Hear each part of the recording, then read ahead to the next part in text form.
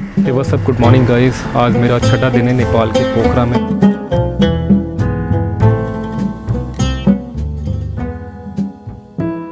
8500 feet को shine mountain zone.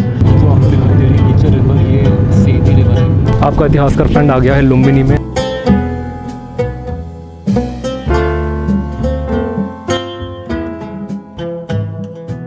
और ये है लुम्बिनी में पीछे माया देवी टेम्पल।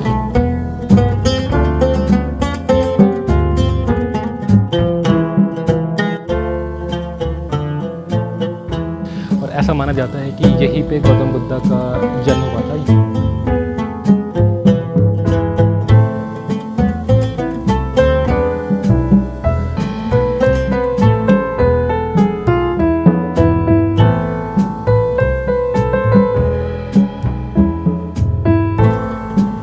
सब गुड मॉर्निंग गाइस। आज मेरा छठा दिन है नेपाल के पोखरा में और अभी सुबह के 6 बज रहे हैं। अभी सूरज भी नहीं निकला है क्योंकि मौसम थोड़ा क्लाउडी है। और ये मेरे होटल से व्यू है, आप देखेंगे पीछे आपको यहाँ पोखरा की फिवा लेक दिखाई देगी। बिल्कुल शांति है अभी यहाँ पे क्योंकि सुबह का टाइम हो रहा है। और पीछे अगर आप देखेंगे ऊपर आपको वो पीस पगोड़ा दिखाई देगा जहाँ पे मैं 2 दिन पहले गया था। 6:30 बजे की आज मैंने अल्ट्रा फ़्लाइट बुक करी है जो इधर पूरे पोखरा का टूर करवाते हैं। आप एक बर्ड आई ले सकते हैं पूरी पोखरा सिटी की, इस वैली की। और माउंटेन्स के काफ़ी क्लोज़ लेके जाते हैं वो, जो यहाँ पे ऊंची ऊंची माउंटेन्स है, हिमालयस की रेंज है जिसके ऊपर स्नो रहती है, उसके काफ़ी करीब लेके जाते हैं। और आप उसकी फ़ोटोज़ वीडियोज़ ले सकते हैं। 2 ही लोग बैठते हैं उसमें, एक आगे पायलट होता है और पीछे टूरिस्ट बैठ सकता है। और 8000 फीट की ऊंचाई पे वो उड़ता है। उसकी स्पीड लगभग 120 किलोमीटर प्रति घंटा होती है। अभी निकलता हूँ मैं, 6:30 पहुँचना है, 6:15 हो गए हैं। और फिर मैं वहाँ पहुँच के डोमेस्टिक एयरपोर्ट जो है पोखरा का, वहाँ से हम उसको एक्सपीरियंस कर सकते हैं। वहाँ से वो उड़ाते हैं उसको। डोमेस्टिक एयरपोर्ट जाने के रास्ते में मुझे ये फिवा लेक दिखती है। मैं यहाँ पे फिर से एक बार रुक जाता हूँ। लगभग 10-15 मिनट यहाँ पे मैं स्पेंड करता हूँ। उसका पानी बिल्कुल ग्रीन दिख रहा था, आसपास इतने पेड़ हैं इसलिए। और इसके अंदर ये बहुत सारी कलरफुल बोट, क्योंकि इस टाइम सुबह का समय है और अभी लोग हैं नहीं बोट राइड लेने के लिए। तो कुछ देर यहाँ पे स्पेंड करने के बाद फिर मैं निकल जाता हूँ एयरपोर्ट के लिए। ये ऑफिस है अल्ट्रा फ़्लाइट का और यहाँ से मैंने टिकट ले ली है। आज इतनी क्लैरिटी नहीं है, मौसम इतना क्लियर नहीं है, इसलिए मैंने 15 मिनट के लिए, अदरवाइज़ मेरा प्लान 30 मिनट वाला था। लेकिन अब आए हैं तो करके ही जाएंगे। और यहाँ पे सिक्योरिटी चेकिंग होगी। No nothing. यहाँ पे टिकट चेक करवा के फिर हम एंट्री करेंगे। Thank you. ये हेलीकॉप्टर भी है। ये वाले होते हैं एयरक्राफ्ट जो मैंने बुक किया है। ये दूसरी कंपनी का है, एविया का है। मैंने बुक किया पोखरा अल्ट्रा फ़्लाइट।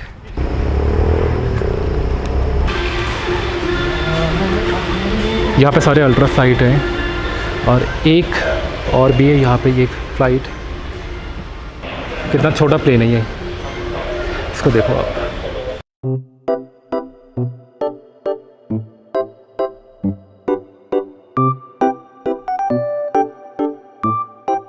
ये है अल्ट्रा फ़्लाइट और यहाँ पे गोप्रो होता है जहाँ से ये शूट करता है वीडियो। यहाँ पे गोप्रो लगा है और इसका रिमोट पायलट के पास होता है। पायलट आगे बैठते हैं और पैसेंजर यहाँ पीछे। और फिर कहानी में ट्विस्ट आता है। आज हवा तेज़ होने की वजह से ये फ़्लाइट कैंसिल हो जाती है, क्योंकि ये एक छोटी सी फ़्लाइट होती है जो तेज़ हवा में नहीं उड़ सकती है। और फिर मैं इसके बाद जाता हूँ पास के ही इंटरनेशनल एयरपोर्ट, जहाँ से मुझे अपनी लुम्बिनी की फ़्लाइट लेनी है। यार मैं कर नहीं पाया अनफॉर्चुनेटली अल्ट्रा फ़्लाइट को एक्सप्लोर। मौसम ही सही नहीं था यार, हवा बहुत तेज़ चल रही थी। आप देख रहे हो अभी तो फिर भी मौसम थोड़ा बहुत खुल रहा है, बट ऊपर अभी भी बादल है। इसलिए पायलट ने बोला कि अभी सेफ़ नहीं है और इतनी तेज़ हवा में वो इसको फ्लाई नहीं कर सकते। आगे वाली सीट है मेरी 3A। 8500 फीट को shine mountain zone. Bridge Bhairava in 20 minutes and we should be fine.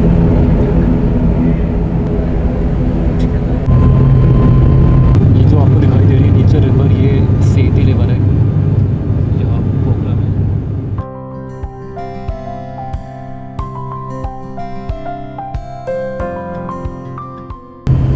आदरणीय यात्रुमानमा हामी गौतम बुद्ध अन्तर्राष्ट्रिय विमानस्थल भैरवामा अवतरण गरेका छौँ। ये रही मेरी फ़्लाइट। पोखरा से ली थी मैंने 20 मिनट पहले और ये मुझे 15-20 मिनट में यहाँ पे ले आई बुद्धा इंटरनेशनल एयरपोर्ट। नीचे 8000 फीट की ऊंचाई पे उड़ा के नया बना है ये एयरपोर्ट। पोखरा से 15 मिनट की फ़्लाइट लेने के बाद मैं अब पहुंच चुका हूं लुम्बिनी एयरपोर्ट और अब मैं जाऊंगा लुम्बिनी में टेम्पल्स देखने के लिए। आपका इतिहासकार फ्रेंड आ गया है लुम्बिनी में। और अभी लुम्बिनी में आने के बाद ये आप मेरे पीछे देखेंगे ये इटर्नल फ्लेम है और ये 1986 से जल रही है, 1 नवंबर 1986 से। और इसके पीछे अगर आप देखेंगे आपको वाइट में मंदिर दिखाई देगा, पीस पगोड़ा, वहाँ पे बाद में जाएंगे। अभी जस्ट मैं एंटर हुआ हूँ। इस प्रेमाइसिस के अंदर बहुत सारी चीज़ें हैं गौतम बुद्धा से रिलेटेड देखने के लिए। ये गौतम बुद्धा का बर्थ प्लेस है। माया देवी गौतम बुद्धा की मदर का नाम है और ऐसा माना जाता है कि जहाँ पे माया देवी मंदिर बनाया गया है वहीं पे गौतम बुद्धा का बर्थ हुआ था, इसलिए लुम्बिनी को गौतम बुद्धा का बर्थ प्लेस कहा जाता है। धूप है इसलिए टूरिस्ट कम है, लेकिन मैं जब लुम्बिनी आया तो मुझे ये भाई मिले। भाई अपना नाम बताओ। सुरेश भाई मिले और सुरेश भाई एज अ गाइड मेरी हेल्प कर रहे हैं लुम्बिनी घुमाने में। इनके पास बाइक है, ये मुझे बाइक पे यहाँ पे लेके आए और शाम तक जो भी यहाँ के मेन पॉइंट्स हैं वो सब दिखाएंगे सुरेश भाई। ये पीछे देखिए कितनी सुंदर प्रतिमा है गौतम बुद्धा की यहाँ सेंटर में।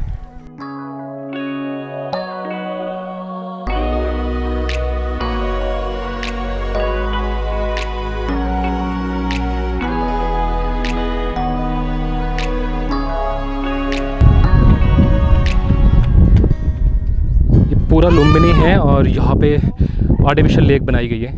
कमल के फूल भी लगे हुए हैं, यहाँ पे लगाया भी हुआ है। इंडियन के लिए कैमरा के 100 रुपये और बाकी वैसे 64 रुपये। और ये है लुम्बिनी में पीछे माया देवी टेम्पल। बहुत धूप हो रही है अभी, लेकिन ये मंदिर बहुत खूबसूरत है। गार्डन वगैरह ग्रीनरी यहाँ पे है। और माया देवी टेम्पल इसको इसलिए बोलते हैं क्योंकि गौतम बुद्धा की मदर का नाम माया देवी था और ऐसा माना जाता है कि यहीं पे गौतम बुद्धा का जन्म हुआ था। ये उनका बर्थ प्लेस है। मंदिर के अंदर कैमरा अलाउ नहीं है, बाहर फ़ोटोज़ वगैरह हम ले सकते हैं। तो मैं अभी अंदर घूम के आता हूँ, मंदिर को देख के आता हूँ और फिर मैं शेयर करता हूँ कि मंदिर कैसा है।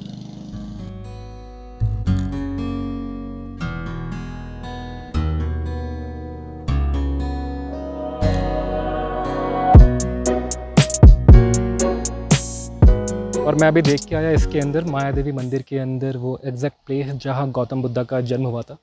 मार्कर स्टोन वहाँ पे रखा हुआ है जहाँ उनका बर्थ हुआ था। और इसके अंदर बहुत सारे पुराने स्ट्रक्चर है, 3rd BC से 7th AD सेंचुरी के स्ट्रक्चर है इसके अंदर। ईंट पत्थर, फिर पिलर के ऊपर जो मूर्ति बनी हुई है वो भी है। और उसके अलावा बाहर जब आएंगे तो बहुत सारे रूइंस है उस टाइम के ही, बहुत पहले के। इधर भी है, इधर भी है। स्तूपा है, ये भी 2nd सेंचुरी का, बाहर लिखा हुआ है 2nd सेंचुरी का स्तूपा है।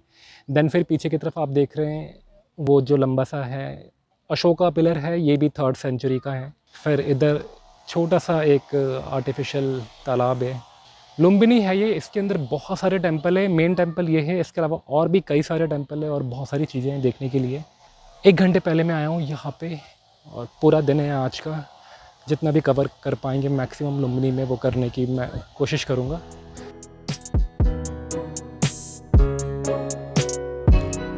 माया देवी टेम्पल देखने के बाद मुझे पास में ही ये एक वृक्ष दिखाई देता है जहाँ पे जब मैं जाता हूँ तो मुझे बहुत सारे मॉन्क्स यहाँ पे मेडिटेशन करते हुए दिखाई देते हैं। और फिर उसके पास में ही मुझे ये रूइंस दिखाई देते हैं जो बहुत पहले के हैं, लेकिन यहाँ पे बहुत ज़्यादा कुछ देखने के लिए नहीं है। बस ये थोड़ी सी ईंटें हैं जो हम देख सकते हैं और यहाँ पे साइन बोर्ड लगाया हुआ है कि ये किस समय से बिलोंग करती है। ये देखने के बाद मैं फिर चला जाता हूँ यहाँ पे और जो दूसरे टेम्पल्स हैं बाकी अन्य कंट्रीज़ के, उनको देखने के लिए। इस प्रेमाइसिस में आपको बहुत सारे अलग अलग कंट्रीज़ के टेम्पल देखने के लिए मिलेंगे जिसको बुद्धिस्ट ऑर्गेनाइजेशन ने फ़ंड किया है, जिनमें से काफ़ी टेम्पल्स का कंस्ट्रक्शन कंप्लीट हो गया है और कुछ का कंस्ट्रक्शन अभी भी चल रहा है।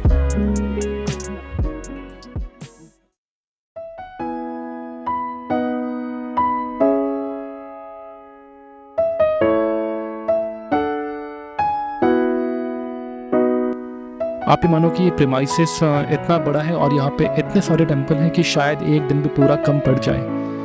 आपको किसी कन्वेंस की ज़रूरत पड़ेगी यहाँ पे इन टेम्पल्स को देखने के लिए, एक टेम्पल से दूसरे टेम्पल पे जाने के लिए, क्योंकि कुछ टेम्पल काफ़ी दूरी पे भी है। या तो आप अपना व्हीकल लेके जाएं या फिर किसी पब्लिक ट्रांसपोर्ट का इस्तेमाल करें और फिर उससे घूमें।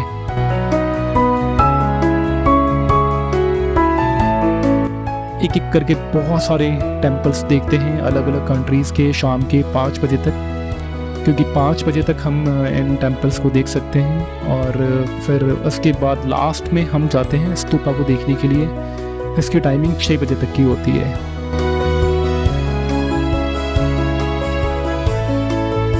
यहाँ पे जो आप टेम्पल्स देखेंगे अलग अलग कंट्रीज़ के, वो बहुत ही खूबसूरत तरह से बनाए गए हैं। उनका स्ट्रक्चर, उनका आर्किटेक्चर बहुत ही प्यारा है। जब आप एक कंट्री का टेम्पल देखने के बाद दूसरी कंट्री के टेम्पल को देखने के लिए जाएंगे, तब आप वो समझ पाएंगे कि कैसे हर एक कंट्री के टेम्पल एक दूसरे से अलग भी है और फिर उतनी खूबसूरती के साथ उसके स्ट्रक्चर को तैयार किया गया है। अगर आप चाहते हैं कि एक दिन में आप मैक्सिमम टेम्पल कवर करें, तो आप दिन की शुरुआत जल्दी करें। आप वहाँ पे 8:30-9 बजे तक मैक्सिमम पहुँच जाएं। अगर आप लेट जाते हैं तो फिर आपको 2 दिन देने पड़ेंगे और तब जाके आप सभी टेम्पल्स को कवर कर पाएंगे। और अब शाम के 5:30 बज चुके हैं और टेम्पल्स के बंद होने का समय भी हो गया है। 5 बजे बाकी सारे टेम्पल्स बंद हो जाते हैं। टोटल 32 बुद्धिस्ट टेम्पल है यहाँ पे, जिनमें से मैंने लगभग 20 टेम्पल को देखा। और उसके बाद फिर मैं पहुँच जाता हूँ लास्ट में इस स्तूपा को देखने के लिए। इसकी टाइमिंग 6 बजे तक की है, इसको हम 6 बजे तक देख सकते हैं। यहाँ पहुँचने के बाद हम लगभग 20 से 25 मिनट यहाँ पे स्पेंड करते हैं 6 बजे तक, और फिर मैं यहाँ से निकल जाता हूँ और आज मैं लुम्बिनी में ही स्टे करता हूँ।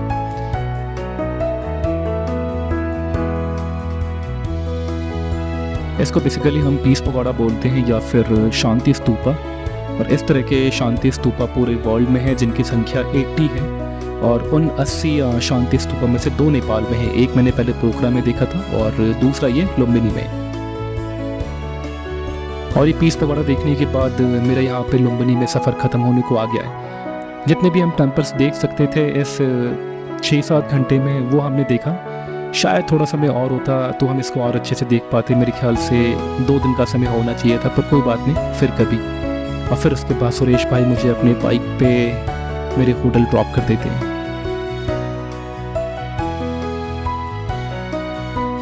अगर आप चाहें तो लुम्बिनी बाय रोड भी आ सकते हैं, क्योंकि ये गोरखपुर से बहुत पास में ही है।